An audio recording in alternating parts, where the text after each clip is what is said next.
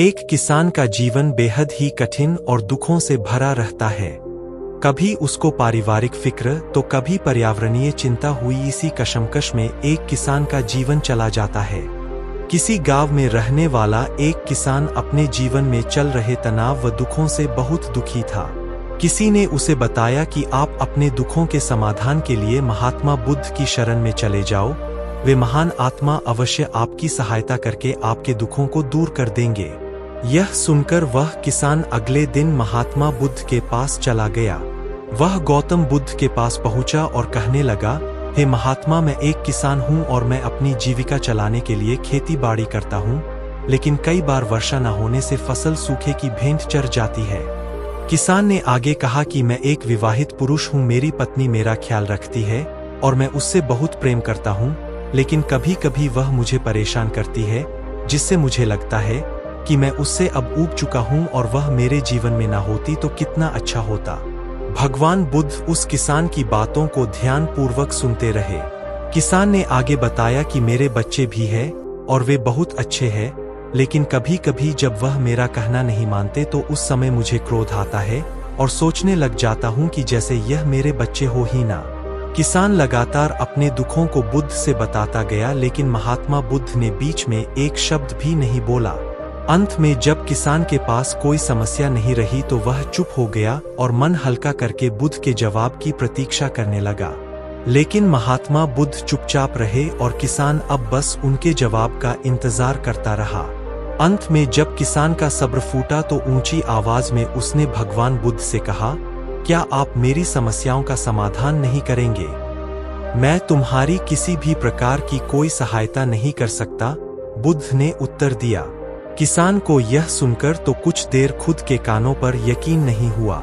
ये आप क्या कह रहे हैं? लोगों ने कहा कि आप सभी के दुखों का समाधान करते हैं, तो क्या आप मेरे दुखों का निवारण नहीं करेंगे? बुद्ध ने कहा, सभी के जीवन में कठिनाइयां होती है। तुम्हारे जीवन में ऐसी कोई कठिनाइयां नहीं है जिनका मैं समाधान करूं। यह कठिनाइयां तो सभी के जीवन में आती है। यह तो विधि का विधान है। कभी मनुष्य सुखी होता है तो कभी दुखी, कभी उसे पराये अपने लगते हैं तो कभी वह अपनों को पराया समझने लग जाता है। यह जीवन चक्र है जिससे कोई नहीं निकल सकता। सिर्फ तुम्हारा ही नहीं, सभी लोगों का जीवन समस्याओं से ग्रसित है, जिस कारण मैं इन समस्याओं का समाधान नहीं कर सकता। यदि किसी एक समस्या का मैं समाधान कर भी लूं तो उसकी जगह कोई दूसरी समस्या उत्पन्न हो जाएगी। यही जीवन का कटु सत्य है। किसान यह सुनकर क्रोधित हो गया और कहने लगा कि सब लोग कहते हैं कि आप महात्मा हो।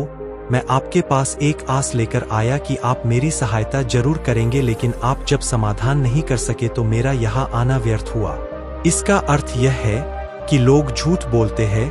मुझे आपके पास आना ही नहीं चाहिए था। इतना कहकर किसानों वहां से जाने लगा। तभी बुद्ध ने कहा, मैं तुम्हारी इन समस्याओं का तो नहीं, लेकिन एक दूसरी समस्या का समाधान कर सकता हूँ। किसान आश्चर्यचकित रह गया और कहने लगा कि मेरी इन समस्याओं के अलावा दूसरी समस्या भला क्या हो सकती है? बुद्ध ने कहा कि वह समस्या यह है कि तुम नहीं चाहते कि तुम्हारे जीवन में कोई समस्या हो। इसी समस्या के कारण ही दूसरी कई समस्याओं को जन्म हुआ है। तुम इस बात को स्वीकार कर लो कि सिर्फ मेरा ही नहीं अपितु संसार में सभी का जीवन दुखों से भरा पड़ा है। तुम अपने आसपास तो देखो, क्या वह लोग तुमसे कम दुखी है? तुम्हें अपना दुख बड़ा लगता है और जो लोग तुम्हारे आसपास है उनको अपना दुख। इस दुनिया में सभी को अपना दुख बड़ा लगता है, चाहे छोटा हो या बड़ा, लेकिन जिसके साथ हो रहा है उसको बड़ा ही लग रहा है। यदि तुम ध्यानपूर्वक देखोगे तो यह जीवन सुख दुख से भरा हुआ है। इसको तुम कभी नहीं बदल सकते हो, लेकिन तुम सुख दुख से अवश्य ऊपर उठ सकते हो। यह तुम्हारे लिए संभव है। सुख दुख को हम आने से रोक नहीं सकते हैं, लेकिन सुख और दुख का हम पर कोई प्रभाव न पड़े ऐसी व्यवस्था हम कर सकते हैं। सुख दुख के आने से हमें विचलित नहीं होना, बल्कि धैर्य से सामना करना है। इतना कहकर किसान बुद्ध के चरणों में गिर पड़ा। यह प्रकृति का नियम है दोस्तों, जिसमें परिवर्तन होता रहता है। दुख और सुख आते रहेंगे, बस हमें उनके साथ अच्छे से मुकाबला करना होगा। सुख के आने पर हमें अति उत्साह नहीं होना चाहिए और दुख के आने पर हमें डटकर मुकाबला करना चाहिए। भगवान बुद्ध द्वारा इस गाने में यही कहा गया कि हमें मुश्किलों या दुखों से घबराना नहीं बल्कि सामना करना है।